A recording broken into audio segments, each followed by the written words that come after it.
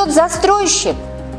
Лично мы помогали жителям 7-го микрорайона, когда у них вот дома 42-46, строительная компания, аффилированная с Азизом Суракматовым, захотела застроить детскую площадку.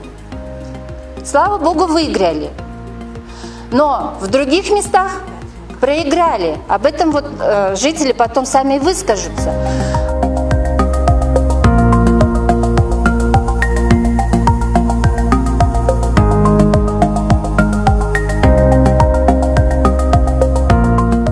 По конфликту интересов, согласно законодательству Кыргызской Республики, если там есть конфликт интересов, то все будет приведено в соответствии с нормами кыргызского законодательства.